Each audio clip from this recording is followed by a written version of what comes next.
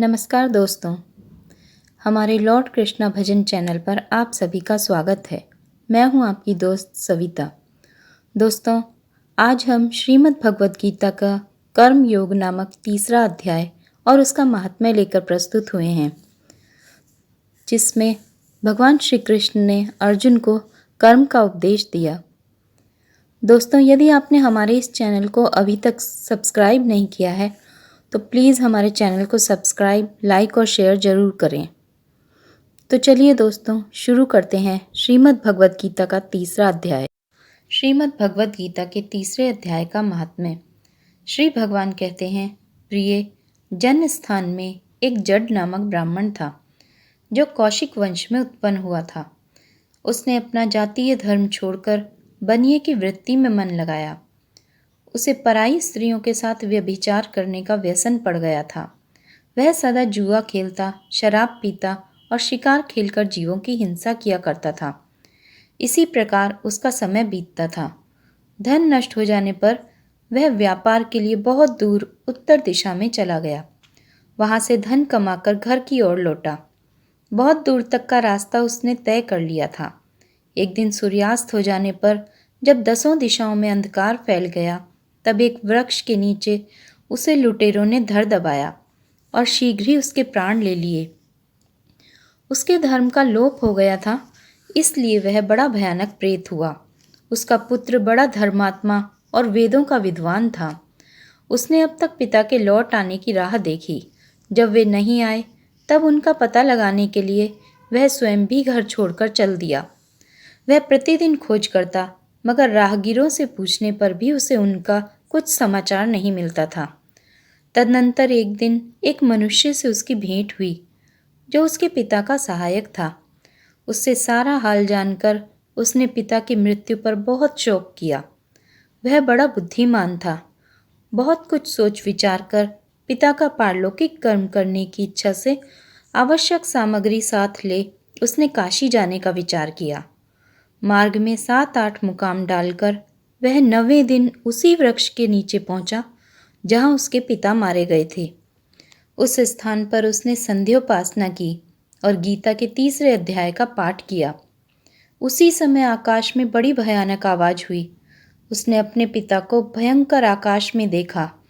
फिर तुरंत ही अपने सामने आकाश में उसे एक सुंदर विमान दिखाई दिया जो महान तेज से व्याप्त था।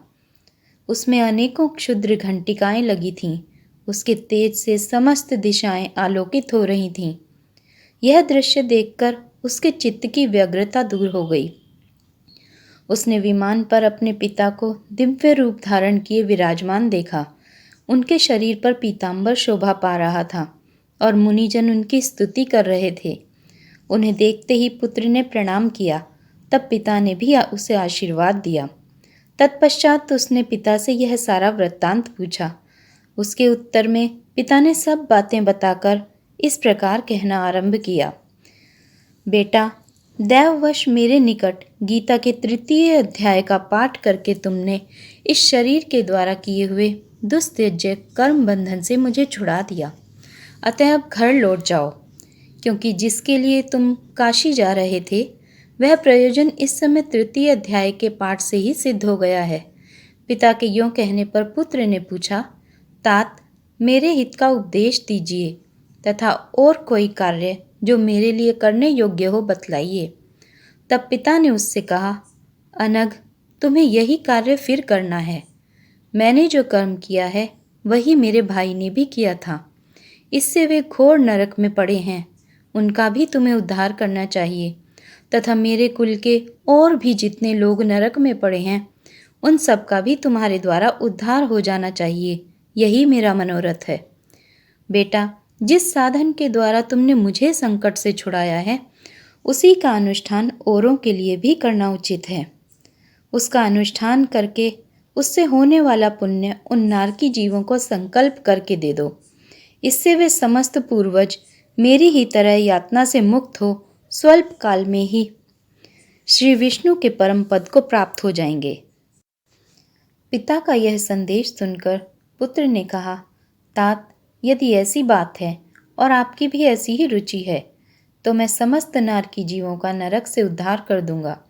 यह सुनकर उसके पिता बोले, बेटा, एवमस्तु, तुम्हारा कल्याण हो। मेरा अत्यंत प्रिय कार्य संपन्न हो गया। इस प्रकार पुत्र को आश्वासन देकर उसके पिता भगवान विष्णु के परम धाम को चले गए। तत्पश्चात वह भी लौटकर जन स्थान में आया और परम सुंदर भगवान श्री कृष्ण के मंदिर में उनके समक्ष बैठकर पिता के आदेशानुसार गीता के 3 अध्याय का पाठ करने लगा। उसने नारकी जीवों का उद्धार करने की इच्छा से गीता पाठ जनित सारा पुण्य संकल्प करके दे दिया। इसी बीच में भगवान विष्णु के दूत यातना भोगने वाले नारकी जीवों को छुड़ाने के लिए यमराज के पास गए। यमराज ने नाना प्रकार के सत्कारों से उनका पूजन किया और कुशल पूछी। वे बोले, धर्मराज, हम लोगों के लिए सब और आनंद ही आनंद है। इस प्रकार सत्कार करके पितृलोक के सम्राट परम बुद्धिमान यम ने विष्णु दूतों से यमलोक में आने का कारण पूछा। तब विष्णु दूतों ने कहा, यमराज, शेष शैया पर शयन करने वाले भगवान विष्णु ने हम लोगों को आपके पास कुछ संदेश देने के लिए भेजा है। भगवान हम लोगों के मुख से आपकी कुशल पूछते हैं और यह आज्ञा देते हैं कि आप नरक में पड़े हुए समस्त प्राणियों को छोड़ दें।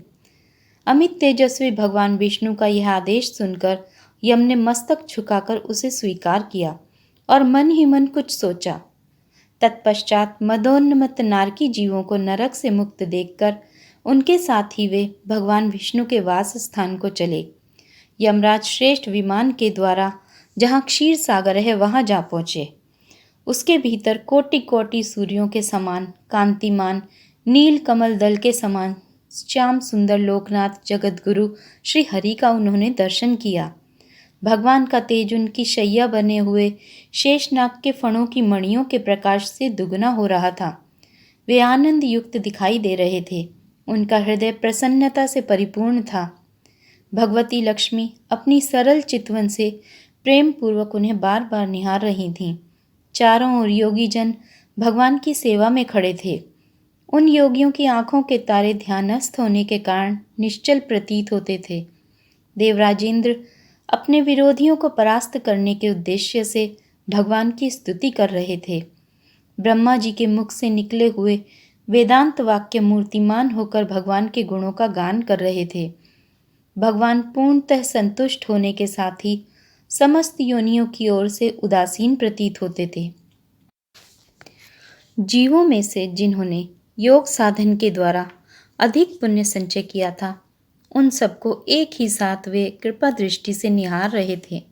भगवान अपने स्वरूप भूत अखिल चराचर जगत को आनंदपूर्ण दृष्टि से आमोदित कर रहे थे। शेषनाग की प्रभा से उद्भासित एवं सर्वत्र व्यापक दिव्य विग्रह धारण किए नील कमल के सदृश श्याम वर्ण वाले श्रीहरि ऐसे जान पड़ते थे मानो चांदनी से घिरा हुआ आकाश सुशोभित हो रहा हो। इस प्रकार भगवान की झांकी करके यमराज अपनी विशाल बुद्धि के द्वारा उनकी स्तुति करने लगे। यमराज बोले, संपूर्ण जगत का निर्माण करने वाले परमेश्वर, आपका अंतःकरण अत्यंत निर्मल है। आपके मुख से ही वेदों का प्रादुर्भाव हुआ है। आप ही विश्वरूप और इसके विधायक ब्रह्मा हैं। आपको नमस्कार है। अपने बल और वेग के कारण जो अत्यंत दुर्धर्ष प्रतीत होते हैं, ऐसे दानवेंद्रों का अभिमान चूर्ण करने वाले भगवान विष्णु को नमस्कार है।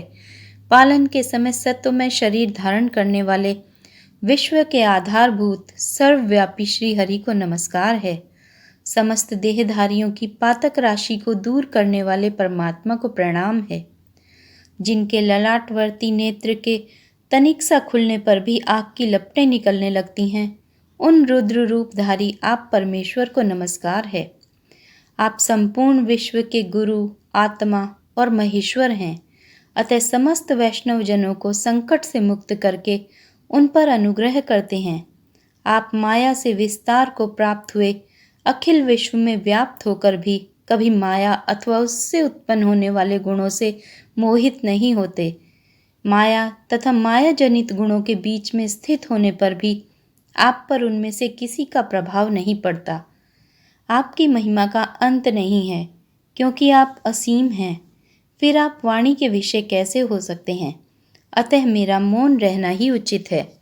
इस प्रकार स्तुति करके यमराज ने हाथ जोड़कर कहा, जगत गुरु, आपके आदेश से इन जीवों को गुण रहित होने पर भी मैंने छोड़ दिया है। अब मेरे योग्य और जो कार्य हो उसे बताइए। उनके यों कहने पर भगवान मधुसूदन मेघ के समान गंभीर वाणी द्वारा मानो अमृत रस से सींचते हुए बोले, धर्मराज, तुम सबके प्रति समान भाव रखते हुए लोगों का पाप से उद्धार कर रहे हो। तुम पर देहधारियों का भार रखकर मैं निश्चिंत हूँ।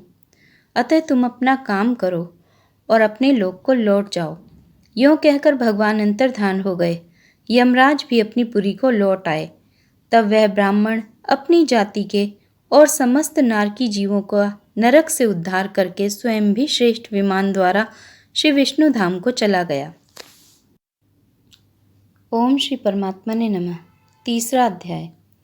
इस पर अर्जुन ने प्रश्न किया कि हे जनार्दन, यदि कर्मों की अपेक्षा ज्ञान आपके श्रेष्ठ मान्य है, तो फिर हे केशव, मुझे भयंकर कर्म में क्यों लगाते हैं तथा आप मिले हुए से वचन से मेरी बुद्धि को मोहित सी करते हैं।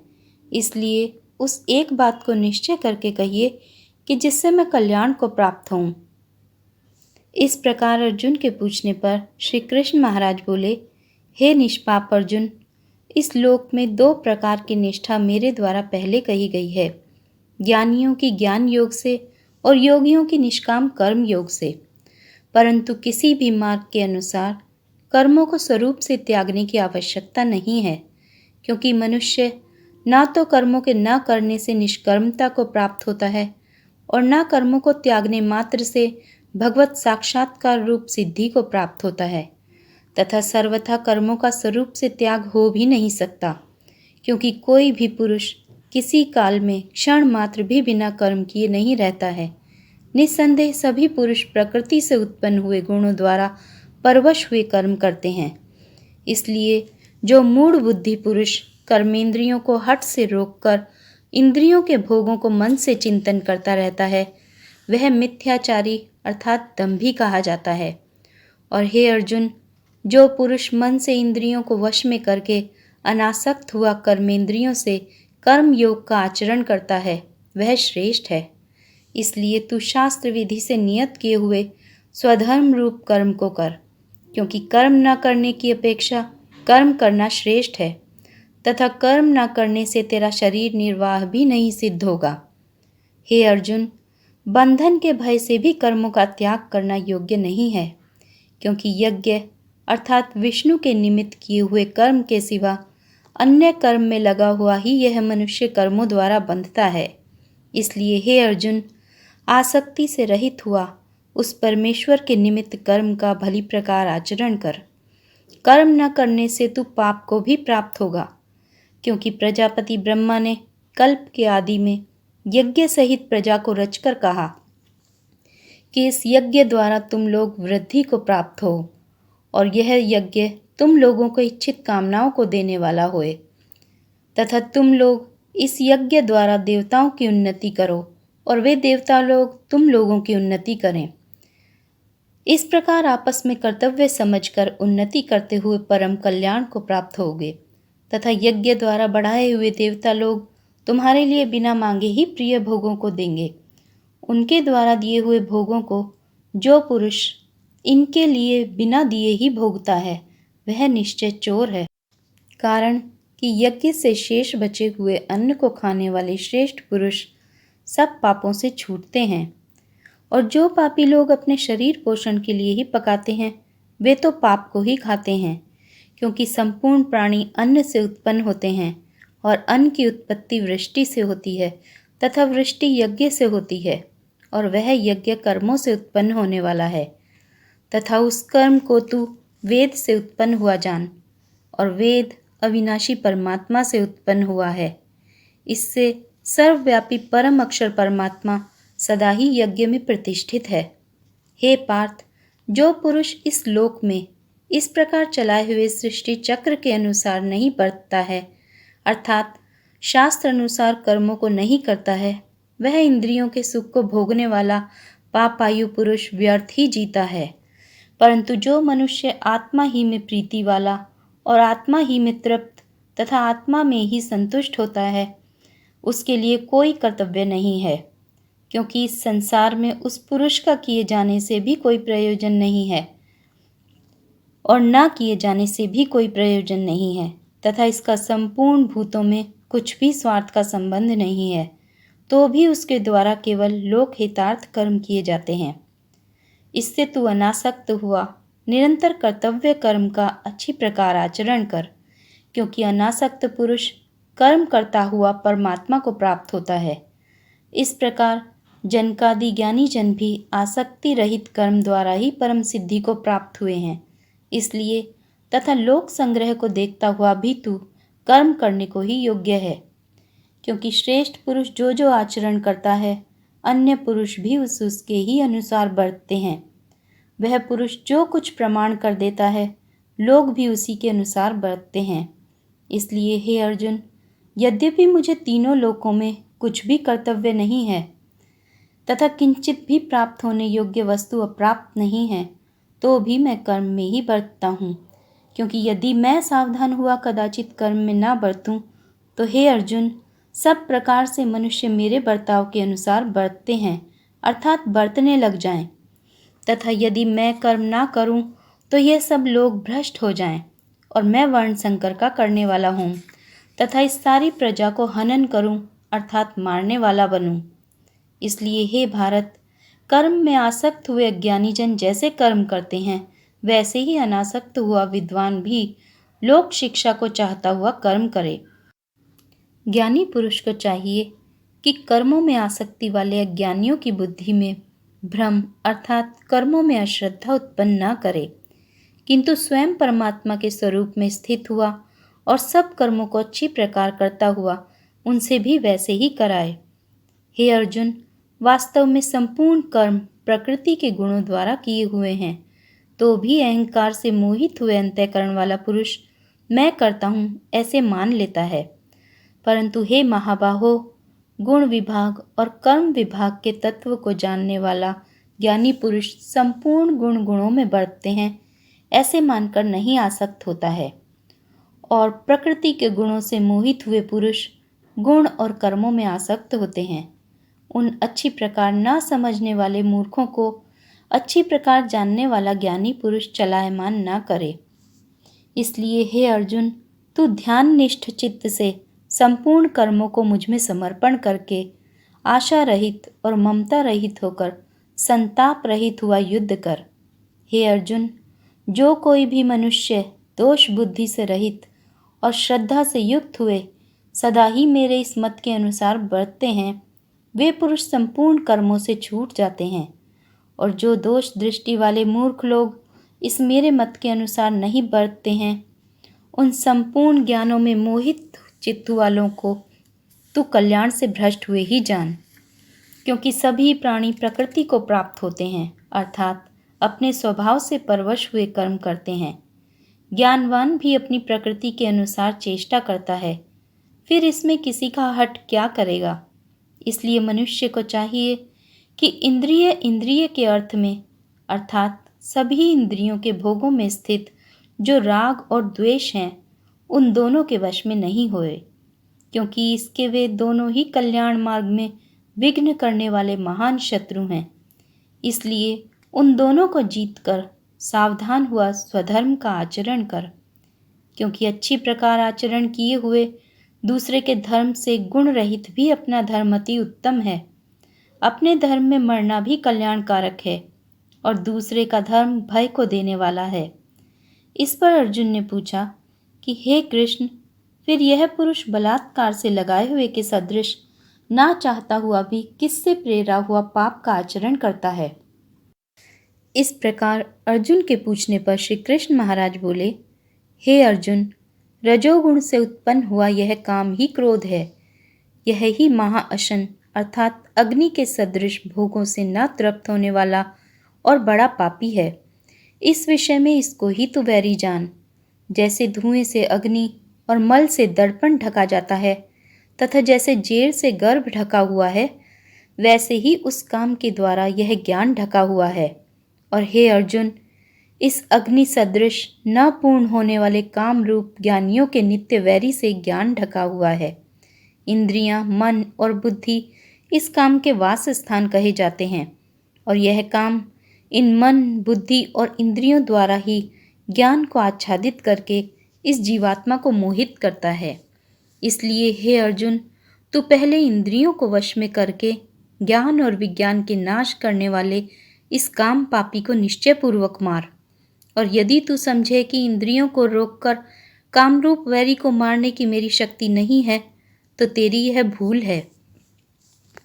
क्योंकि शरीर से तो इंद्रियों को परे कहते हैं और इंद्रियों से परे मन है और मन से परे बुद्धि है और जो बुद्धि से भी अत्यंत परे है वह आत्मा है। इस प्रकार बुद्धि से परे अर्थात सूक्ष्म तथा सब प्रकार बलवान और श्रेष्ठ अपने आत्मा को जानकर और बुद्धि के द्वारा मन को वश में करके, हे महाबाहो, अपनी शक्ति को समझकर इस दुर्जय काम रूप शत्रु को मार। इति श्रीमद् भगवद गीता रूपी उपनिषद एवं ब्रह्म विद्या तथा योग शास्त्र विषयक श्री कृष्ण और अर्जुन के संवाद में कर्म योग नामक तीसरा अध्याय।